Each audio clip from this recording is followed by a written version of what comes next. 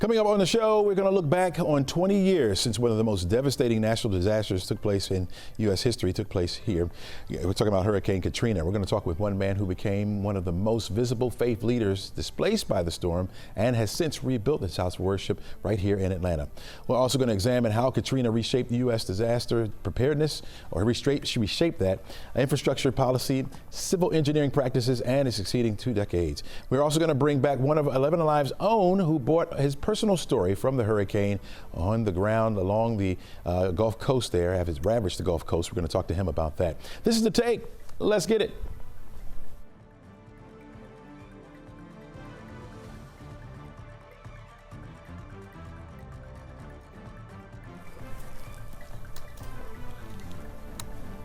Hello and welcome. I'm Chesley McNeil, and this is The Take, where we go above and beyond the headlines and we look at the how and why stories are impacting you and your community. We invite the experts in to share their take about today's top stories, and we try to have a little bit of fun as well.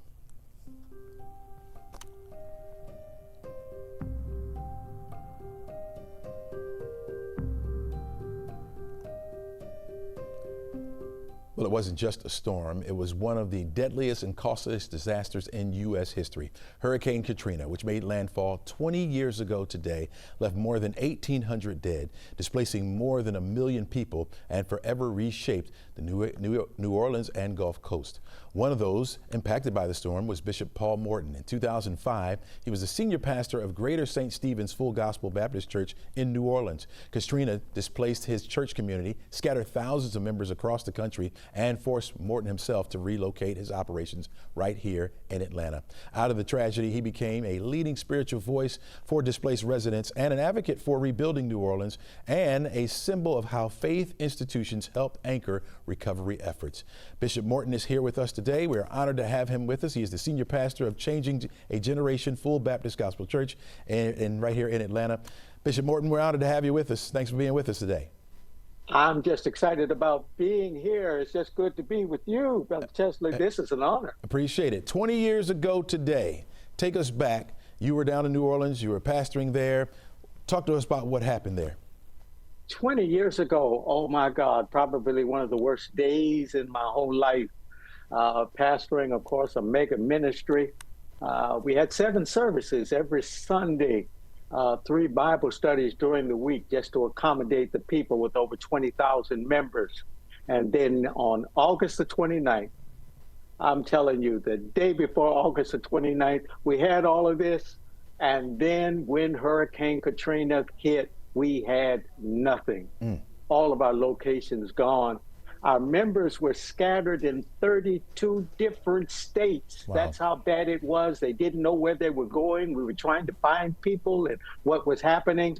But we're thanking God that we're still here. Mm-hmm. You left there and you came here.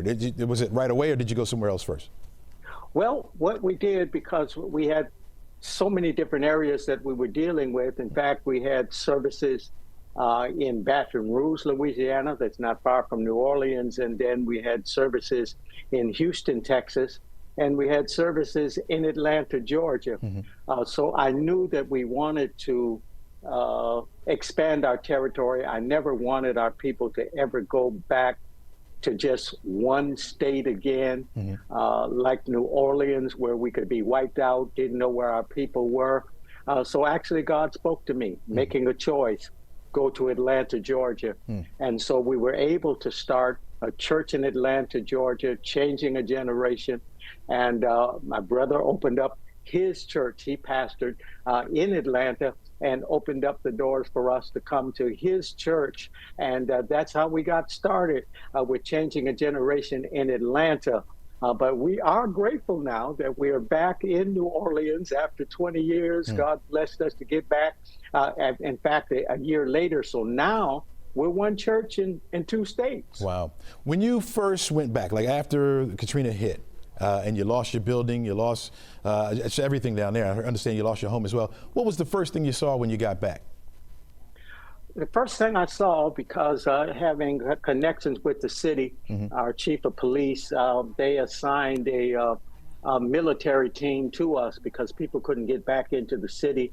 And we went around and saw the city underwater. You know, it's 80% underwater. So we had to go in the Army trucks, and they took us around. And as we went around, and what depressed me, I know I saw our home underwater, and then they took me to our church in the east because we had 3 locations, and saw that underwater.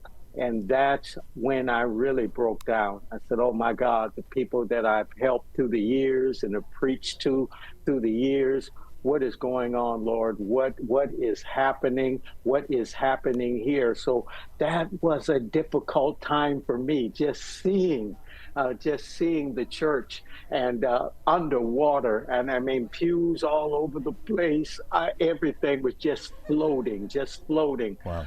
But we survived. Yeah, yeah. How was it being the pastor, right? You lost your home as well, lost the church, but you also had to shepherd the people. How was that, having to carry both? Well, it was difficult because we were going through as well, but, you know, being a pastor, you got to be sensitive to people. You know, I couldn't get so depressed about what I was going through, not when people were used to, see, they were just used to a pastor. They was used to a shepherd. You know, the Bible calls the members the sheep, and there's the shepherd that is assigned to them. And now here they are, wandering sheep without the shepherd. That was my main concern, trying to get us hooked back together. And that's why I thank God that he opened up that door, that I would never, ever want to experience that again. And that's why now in Atlanta, Georgia, with our church, if ever there's a storm in New Orleans, they automatically know to go to Atlanta. They don't have to go to Iowa. They don't have to go to different states. They know where to go. And if something happens in Atlanta, they know to come to New Orleans. So now it's much better for us because I know we don't have to have wandering people anymore, but God will keep us. Gotcha. I got 30 seconds left with you. I want to ask you this real quick. How did that storm change you as a man, as a leader, as a pastor? Well, it made me stronger and better because it let me know it's not how big your church is, but you work what you got and let God use you. You know, when you go from 20,000 and you lose 10,000 immediately, it was a change for me. But let me tell you, it just made me stronger and better. And now, hey, even coming through pandemic with just 10 people at church, hey, I'm a happy soul. All right, Bishop Paul Morton, thank you so much for joining us. Really appreciate it. I appreciate it. All right, take care now. All right, folks, don't go anywhere. Or later today, we're going to be talking about Louisiana, and we're going to honor the lives that was lost. We're going to reflect on the progress that has made been down that way. So you can stream 1 hour special of Katrina, the storm that changed us, tonight at 6:30 right here on 11Live Plus. We're back right after this. Welcome back. CDC employees rallying outside of the agency headquarters here in Atlanta yesterday in a show of support for recently appointed director Susan Menarez and for other top CDC leaders who resigned in solidarity. NBC News reported Menarez was ousted because she clashed with Health and Human Services Secretary Robert Kennedy Jr. over vaccine policies. The entire group, who planned to walk out on their own, were instead escorted out by security. Join us now as NBC Washington correspondent Alice Barr. And Alice, understand before we get to that, you have some breaking news about Kamala Harris? Yeah, we have just confirmed that President Trump has revoked the Secret Service protection for former Vice President Kamala Harris. Typically, there would be a 6-month period when vice presidents receive Secret Service protection. So we're at that point. It's not that it was stopped before then. But President Biden signed a memorandum in January that was set to extend Harris's protection for another, to make it an 18-month protection from the Secret Service in total. And that is what President Trump has reversed. And we got a statement from the vice president's office from an advisor saying simply that she is grateful to the United States Secret Service for their professionalism, dedication, and unwavering commitment to safety. And from the Trump administration, they're just saying 6 months is standard, and that's what they're going with. It comes at a moment when Vice President Harris, the former Vice President Harris, was about to go out on a book tour about about her historically brief presidential campaign, of course, against President Trump. And what NBC is hearing from sources within her circle is that they had sort of baked in that she was going to have Secret Service protection for that book tour. So they certainly are having to scramble now to make other secure arrangements before she heads out on the road. Is there a precedent on this, Alice? Do you know? I mean, is this a typical thing that happens? I know you mentioned that 6 months and that's done, but is there a precedent on this? Yeah, I mean, 6 months is standard, and President Biden, signed a memorandum, so he basically took executive action to extend her Secret Service protection up to 18 months. But as we have seen, that kind of executive action, it's not legislation, so it's not binding, and the next president can make up their own mind. So, President Trump has revoked Secret Service protection for John Bolton, for instance, his former national security advisor, who also just had his home raided by the FBI looking for classified documents. He has had more than one instance where he's revoked Secret Service protection that had been deemed appropriate, and the people that he revoked it from were people that he has had known conflicts with. So that's the backdrop here as well. All right. Thanks a lot, Alice, for that breaking news. Let's go back to that CDC story. You've been on the local front some time here with this. What are you hearing from the White House about this shakeup? Yeah, so this is certainly a shakeup, and it's leaving people shaken at the CDC there, of course, in Atlanta. So Susan Menares had been appointed by President Trump. She'd been confirmed just weeks ago, just about a month ago, and she has been fired, although she's fighting it, and she said she hasn't heard directly from President Trump, so she's not clear if she actually needs to go, and her attorneys are trying to look at their options. But there has already been a replacement named, and we saw this really remarkable scene of the 4 top health policy advisors there at the CDC who all resigned in protest over Dr. Menares' firing. They're leading experts in public health, infectious diseases, vaccines, and they are sounding the alarm, saying that there's a real danger to public health in America with kind of the stripping down of all of these really important officials at the CDC. And their biggest linchpin argument is about vaccines, and they're concerned that this replacement that's been named, his name is Jim O'Neill. He is a top deputy to Health and Human Services Secretary Robert F. Kennedy Jr., who is a vaccine skeptic, that having him in place now instead of Dr. Menares can clear the way for more undermining of vaccine policy. All right, I'm sure more to come. Alice, thanks so much. Appreciate it. Have a great holiday weekend. Plenty more stories for you after the break. This is The Take. We'll see you right back. Speaking of a major shift, starting January 1st, there will no longer be a print edition of a daily newspaper here in Atlanta. Yesterday, the Atlanta Journal-Constitution announced it will cease its printing edition following the December 31st, 2015 issue. This marks a major shift after a 157-year of print newspaper here in Atlanta and a reflection of the evolution of media consumption and reader preferences. Here to explain more of this move is AJC's editor-in-chief, Leroy Chapman. Welcome to the show, my friend. Thank you for having me. All right. This is a mega change, right? What was it like yesterday when you guys were in the building and you got this announcement? Was it something that you knew was coming, or was it a complete shock? So I am, of course, on the leadership team that made the decision. So the news was new to our staff. So in rolling that out, they, of course, had to wrap their heads around it. And look, we've been having a discussion about this for some time. This is us stepping into our future. So in our building, we talked about the win. And so we delivered the news that the win would be this year.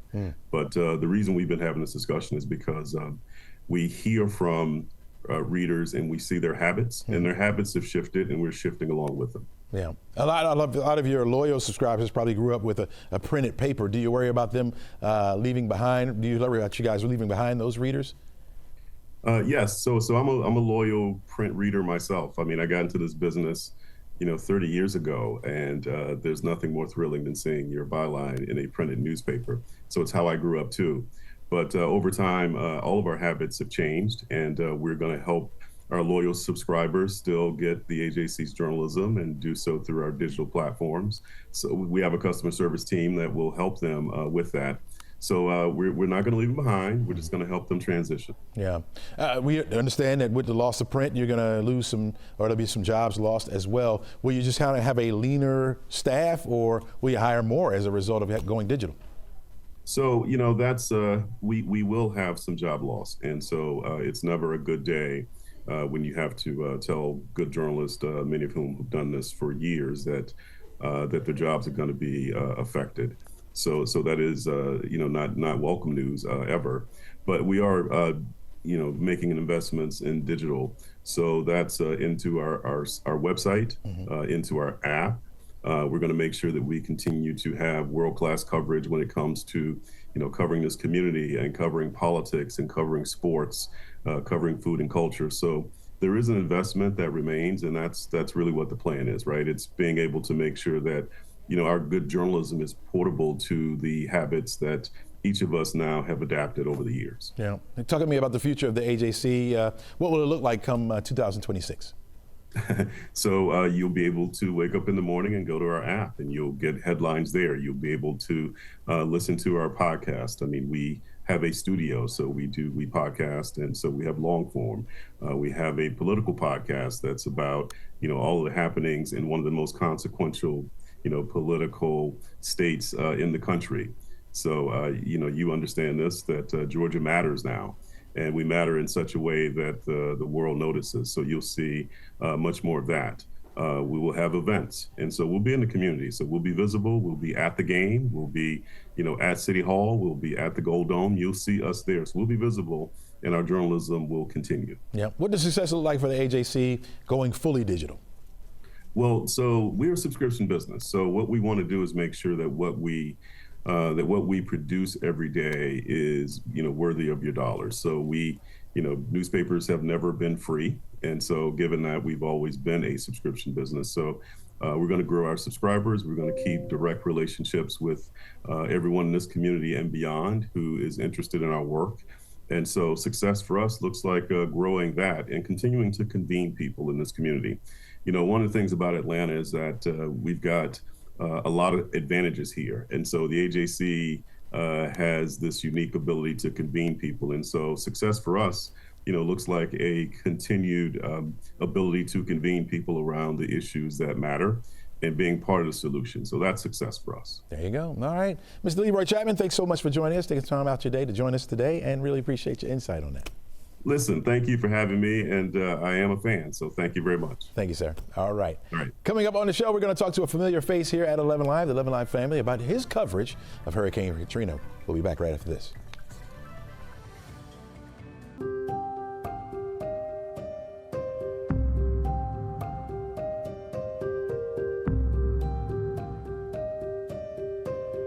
Hurricane Katrina devastated the Gulf Coast, drastically altering the nation's understanding of disaster response. In fact, for one former 11Alive reporter, the memories aren't just about covering the chaos, they're about living through alongside with the people whose lives were changed forever. Jerry Carnes joins us to take some time to step back and reflect on what actually happened, the story, the lessons learned, all those things. You were actually sent down to Mississippi. Correct.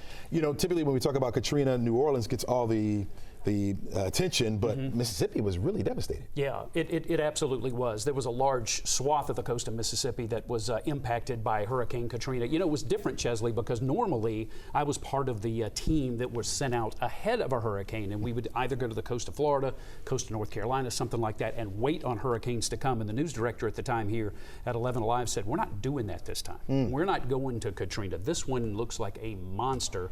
We don't want to put anyone in direct danger by being there at the coast. So. Absolutely. Got stronger coming inland, made two different landfalls, just east really of New Orleans. It was the levees for them. Yeah. But when you got down there, you started talking to the people, what did you realize quickly?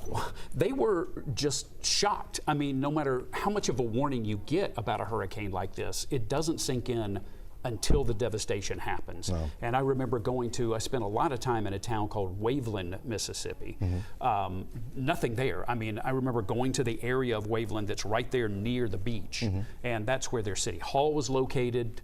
Gone. All those homes, sometimes you see the aftermath of a hurricane and homes are damaged, roofs blown away, that kind of thing. These homes were gone, just gone.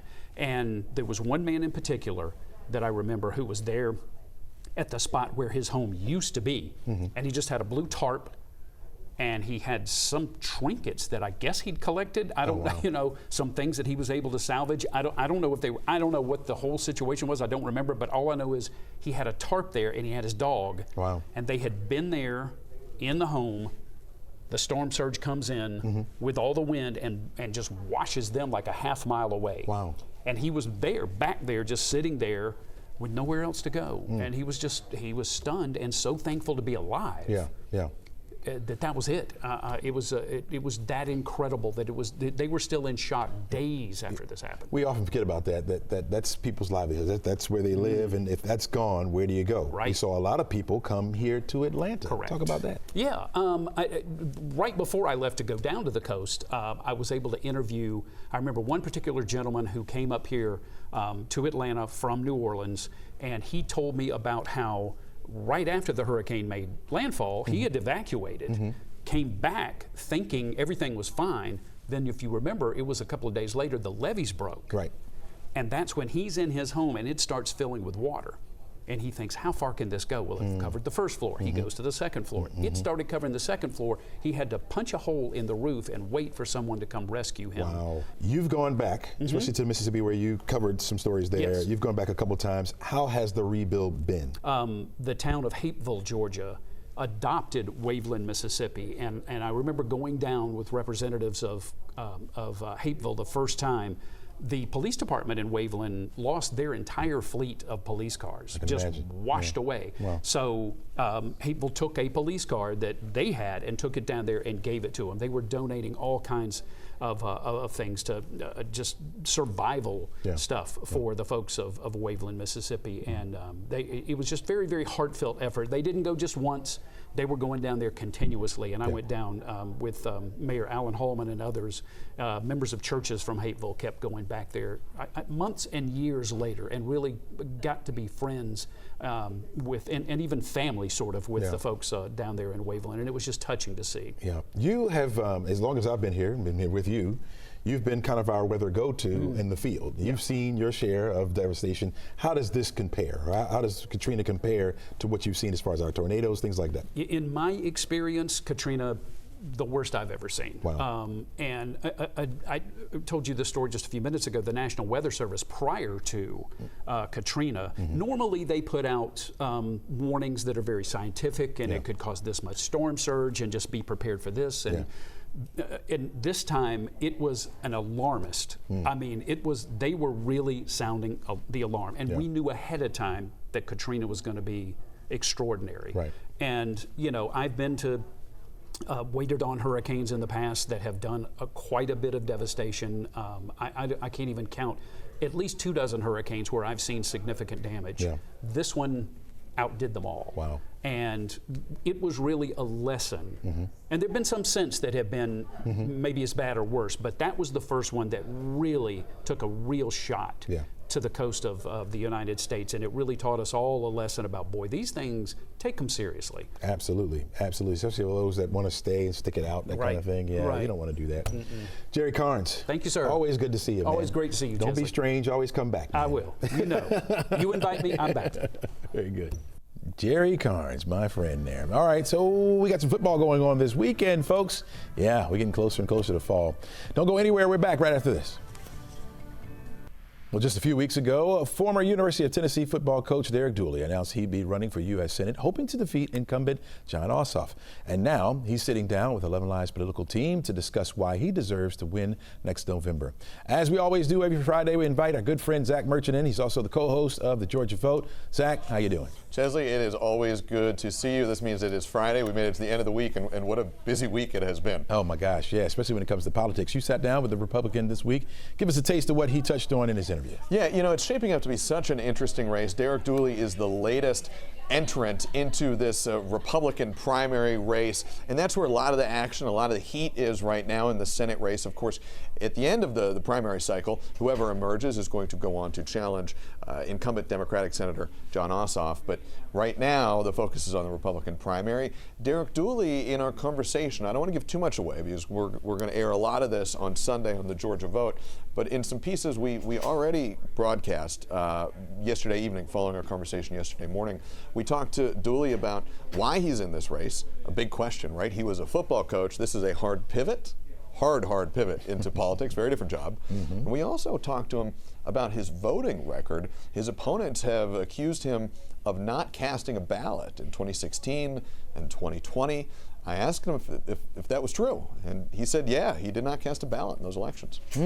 And so, of course, that's a tease for us to watch. I know you're not going to reveal it all right now. What's the state of the race? What's the state of the Senate race right now? Flexible, fluid. It's dynamic right now, I think. I mean, and as I sort of alluded to, Jon Ossoff, the incumbent senator, he's sort of in two worlds a little bit. In some lenses and some views, he's very vulnerable. He's the only incumbent Democrat up for election across the country who is a Democrat in a state that President Donald Trump won, right? So there's this real sort of Republican leaning in Georgia, some would argue, and the Republican Party would say, hey, they got a Democratic senator. We got to flip this seat. On the other hand, Jon Ossoff is, Republicans and Democrats would acknowledge, a battle-tested candidate. He's been through tight races before. He's a prolific fundraiser. So he is going to be formidable. But Republicans want to flip the seat badly. You've got Derek Dooley, who's a newcomer to politics. He's been in this race for officially less than a month now. And he's running in a Republican primary against some very seasoned Republicans, people like Congressman Buddy Carter, who currently represents the coastal district of Georgia, and Congressman Mike Collins, who's newer in Congress. I think he's in his second term right now, but he has really made his bones in the MAGA sphere of Republican politics and has aligned himself very closely with President Donald Trump. That's not the only big state race, though, happening, right? No, it's not. There's so many. One of the big ones making news this week outside of the Senate race is the gubernatorial contest. And this week, in that race, again, it's Republicans who are sort of driving the headlines. There are two main contenders. One is Attorney General Chris Carr. The other is Lieutenant Governor Burt Jones. They're both Republicans. They both want the GOP nomination to then go on to the general election. And that race has been ratcheting up in its intensity and in the kind of barbs the two candidates are throwing at each other. And that fight, that squabble, you could call it, has made its way into court. Chris Carr sued the Burt Jones campaign, trying to block Jones's ability to use we don't want to get too into the weeds, but a special fundraising vehicle that's available to some positions like the lieutenant governor, but not available to the attorney general. A federal judge dismissed that suit this week, but Chris Carr and his campaign have teased that this may not be the last we hear about it, and more legal maneuvering may be coming from their campaign. More good stuff when it comes to politics. Zach, thanks for being all over it. Really appreciate you. Thanks, Chesley. All right, you can watch Georgia Vote with Zach Merchant and Faith Jesse Sunday morning at 11 right here on 11 Live Plus. Get all that news.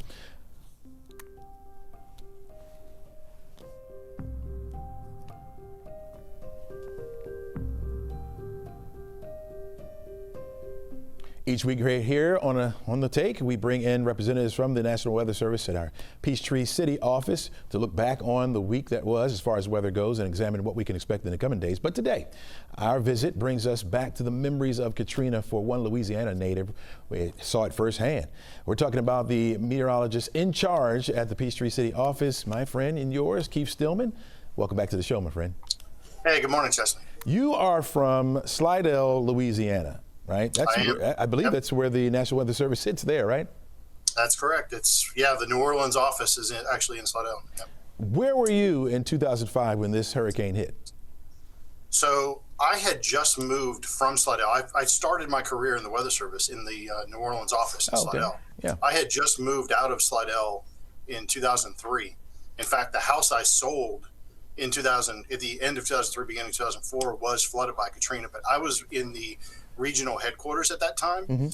But because of my familiarity with the New Orleans area and growing up there, the region sent me to Jackson, Mississippi to back up the New Orleans office in the event they go down during Katrina. Wow. So you were there when it actually hit?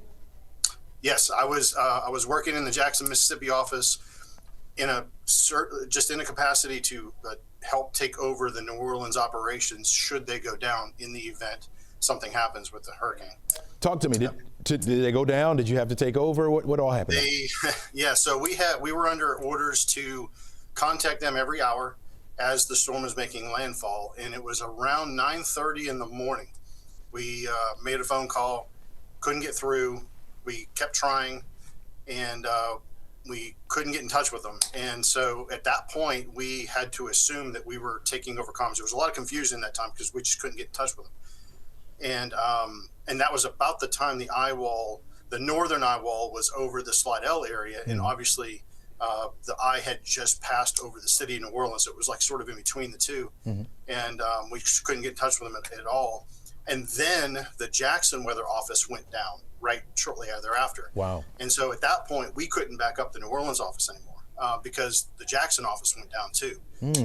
And so we had to pack everything up as the outer feeder bands were reaching the Jackson, Mississippi area and drive to Memphis.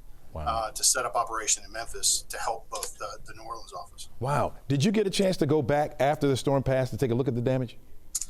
I did. It was years later, but we've had some other folks that went down like immediately after to help with the families and some of the folks that worked there, just sort of recover. There's a lot of folks that lost their houses, even lost relatives and loved ones that were working for the Weather Service. So there were people that went down there and worked after.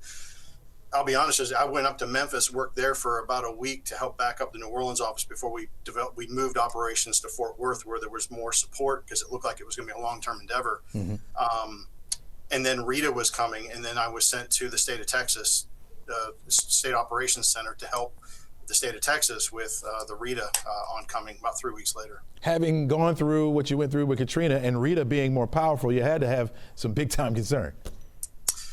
Yes, actually, it was interesting with Rita because Rita, it turned out, because of Katrina, the city of Houston did a full-scale evacuation. It was the largest evacuation in Texas history, where the entire city of Houston was essentially evacuating north, and a lot of that was because of of Katrina. Yeah, Keith, we could talk to you all day about this. I'm out of time now, though, but we'll talk about it in our personal talks. Yeah. But thanks so much for joining us. I got some stories. I definitely have some stories. I bet you do. Thanks so much for joining us. Really appreciate you. All right, thank you, Joseph. All right, take care. Have a good weekend. All right, folks, when we come back, we're going to talk to Maribel Aber about how your money matters. You want to stay right there for it. Welcome back to the show. President Trump has attempted to fire a governor on the Federal Reserve Board, but now Lisa Cook is firing back. CNN's Maribel Aber joins us now from the NASDAQ market site in New York. And Maribel, Cook's lawsuit could really shake up the whole system here. Talk to us about it. Chesley, it definitely has the potential to shake up the Federal Reserve. This after Fed Governor Lisa Cook is suing President Trump as she tries to block his efforts to fire her from the central bank. The lawsuit alleges Trump violated the law by trying to remove her from the Fed without a valid reason. Now, Trump has cited allegations that Cook substituted fraudulent information on mortgage applications. The legal battle comes as Trump has pressured the Fed to lower interest rates. Cook was appointed to the Fed in 2022 by President Biden and has vowed to stay in her post until her term expires in 2038. Chesley. All right, let's switch gears here a little bit and talk about these small packages. We're about to pay some duties on that, right? These bargain buys? A significant change for inexpensive items coming into the U.S., Chesley. The change went into effect overnight on packages containing lower valued goods coming into the U.S. So packages worth less than $800 will now face tariffs and fees. For close to a century, those low value packages had been given an exemption and were allowed to enter the U.S. duty-free. Now they'll be subject to the 10% to 50% tariff rates, depending on what country the package comes from. The change will hit consumers buying low-cost items from websites like Shein and Temu, and small businesses, both of which could now see higher costs. The exemption, known as the de minimis exemption, parcels received, it makes up 97% of overall shipping volume over the last 3 fiscal years. In fiscal year 2024, most came from China, 994 million out of nearly 1.4 billion. You know, Chesley, on a side note, I was trying to order some Christmas gifts on Etsy, and 2 of my sellers said they had to cancel my order because they were not able to purchase or mail to the U.S. right now. Wow, don't want to hear that. Don't want to hear that. All right, how's sales? Home sales seem to be hitting the pause button right now. What's the market trying to tell us? Okay, that prospective home buyers are having second thoughts. Pending home sales fell in July. The index tracking signed contracts to buy existing homes was down 0.4% from June, according to the National Association of Realtors. And signed contracts were canceled at the highest rate since at least 2017. That's according to real estate firm Redfin. So one of the reasons for the drop could be mortgage rates. Rates were moving slightly higher last month before dropping earlier this month. Chesley. Wow. Maribel, you and I both love a good spat, and it seems like Microsoft is getting ready to go toe-to-toe with an AI giant.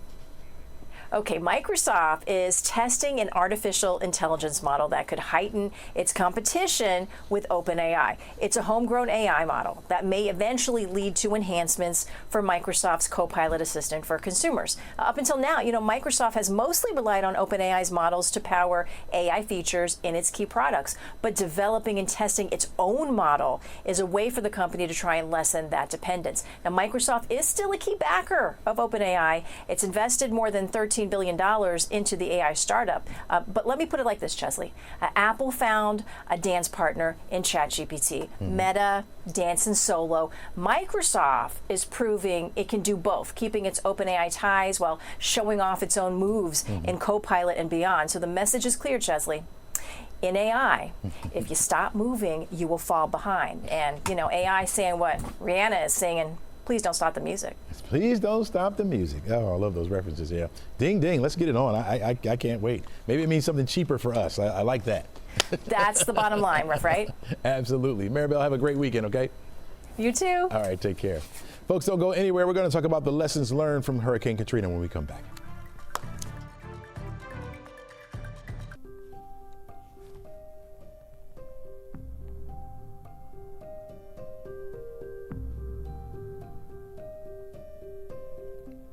Hurricane Katrina wasn't just one of the most deadliest storms in U.S. history. It also exposed critical engineering failures that left New Orleans completely underwater there. Let's bring in Georgia Tech professor of civil engineering, Dr. Herman Fritz. Dr. Fritz, welcome to the show. Thanks for having me. Yeah, no problem. If you had to describe the lesson learned from Katrina in one word, what would it be? Well, I think it was the engineering failures, the levee failures that ultimately caused, the horrific death toll from Hurricane Katrina. So we typically need the water, the storm surge flooding in order to get into the thousands of fatalities for hurricanes worldwide, really. But it's really the levee failures in New Orleans that ultimately made it a mega disaster. How did that fail? Talk to us real quickly about how did it fail? Well, the system was designed after Hurricane Betsy in 1965. Was supposed to be a 200-year hurricane protection system for 200-year events.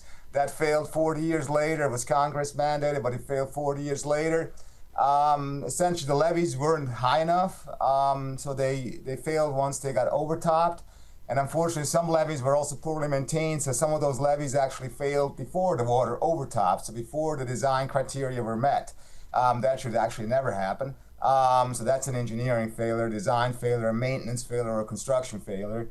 And the levees weren't designed resilient enough to sustain the overflow over the levee for an extended period of time to allow the hurricane to pass and still have an intact levee, which essentially resulted in entire neighborhoods of New Orleans being submerged for weeks after the event, because in contrast to all the other hurricanes you've seen in recent years, usually it's blue sky after the hurricane and the water is gone the next day, right? But once you're below sea level, like in New Orleans, the water's not going to go away by itself. You have to pump it out. And if the levees have reached, you can't pump the water out. So you got to fill in those holes first before you can pump the water out. So how has the entire field of civil engineering changed as a result of this hurricane? Well, Hurricane Katrina really brought, the storm surge, the flooding side of things back into the picture.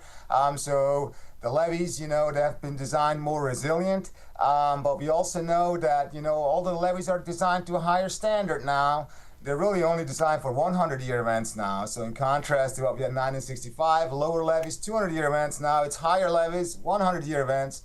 And the Army Corps of Engineers even calls it now a hurricane risk reduction system. So I'm no longer telling you that I'm protecting you. I'm just telling you that I'm reducing your risk. So it is very conscious in the sense that we know that, these levees can still get overtopped. Because typically And when they get over top, you want to make them more resilient. So the levees now, they have these concrete aprons and so forth, and designated overflow locations, so that hopefully we can slowly flood the neighborhood, which would still allow people to potentially evacuate on rooftops and so on and be picked up by helicopters later. But typically engineers and politics design after the last big disaster, which in this case is Hurricane Katrina. So for example, those storm surge barriers in New Orleans East that have been put in, a giant barrier, $2 billion, 2 miles long, essentially it's 26 feet tall. Katrina at those locations was about 23 feet, so it's about, in terms of storm surge, so it's basically adding a couple of feet of freeboard on top of that. Mm-hmm. But there are, of course, as engineers, always concerns because there's still scenarios that are not in Hurricane Katrina. For example, one of the things that didn't happen during Hurricane Katrina is the river levees of the Mississippi didn't breach. Mm-hmm. And that is another dangerous scenario for New Orleans, because once the levees breach of the Mississippi River, mm-hmm. you can't turn the Mississippi off. Right. That's absolutely right. Real quickly here, we got about 40 seconds left here. If you were advising city leaders right now, what's the most important investment you tell them to make to prevent a Katrina-like storm coming again? Well, I think, being prepared for future events, so maintaining the infrastructure that's put in place, trying to make improvements where it makes sense based on, modeling scenarios that have been run. And then, of course, in terms when it comes to saving lives, it's critical to raise awareness, education among the population, and to make people aware that that they will have to evacuate under certain scenarios, so that if people will actually heed those warnings and evacuate in time. Mm-hmm. And that's one of the places where big improvements have been made since Hurricane Katrina. The forecasting is much better. It's easier to evacuate. It's much easier to communicate in advance of a storm with all the internet and social media and smartphones we have. So I think there's big improvements there, but we still have to convince the people to actually evacuate, because there have been people during Hurricane Katrina that were essentially thinking, it was downgraded to Category 3 just before landfall, but it was still a huge system. And when it comes to flooding, it's really the size of the system that matters more than the exact wind speed. Some people had survived Cat 5 events, and then their house got washed away during Hurricane Katrina. So I think it's very important not just listen for those numbers, but actually heed the warnings. And the warnings are going to be more precise. We'll even in the future have, warnings that are as precise as you'll have 10 feet of water on Bourbon Street. So you will need to. Doc Fritz, I'm sorry, we're out of time, man. I really appreciate your insight. We could talk all day about it, but thanks. We got to run. Thanks for your insight. All right, folks, your forecast and my final take coming up after the break. Well, we are looking at a decent day. We got sunshine around early, but late we'll see some clouds increasing. We'll have a 20% chance for an isolated shower or two. 40% chance for that rain coming to us on Saturday. Sunday, 30% chance for rain and a 20% chance for rain on Labor Day. Monday will clear out Tuesday, and then more rain comes back to us. Small chances anyway. Wednesday and Thursday of next week, and we'll stay in the low 80s, where we should be in the upper 80s this time of year. So that would be A-OK. Enjoy yourself, folks. All right, when Katrina touched down over Mississippi, I was working as a morning meteorologist in Buffalo, New York. And although the storm was miles away from us and really didn't have any impacts, we spent most of the morning focusing on that storm as it made landfall. Katrina was certainly not the most powerful storm that hit the Gulf Coast, but as a Category 3 with winds up to 125 miles per hour, it certainly was the most deadliest and the most costliest hurricane. As a meteorologist, people always ask me, will we see another Katrina? Well, certainly not one by that name. Hurricane names are retired by the World Meteorological Organization based on destruction and loss of life. Since the 1950s, 99 storms have been retired, so we'll never see the likes of a Hugo or an Andrew or a Sandy, and certainly one that you probably remember in our recent history to hit North Georgia named Helene. That's gone. We retire those names because of the destruction that they caused. May we never, ever, ever see a storm to do what Katrina did ever again. But we'll be here to warn you, of course, and keep you updated as we go. Now, later today, we're also going to be talking about Louisiana in honor of the lives lost, to reflect on the progress that was made in that area. You can stream the 1-hour special, Katrina, the Storm That Changed Us, tonight at 6:30 right here on 11Alive Plus. That's all we have for you today, folks. Make sure you get a great day. Have a safe weekend as well. Enjoy yourself and encourage someone today. Why don't you?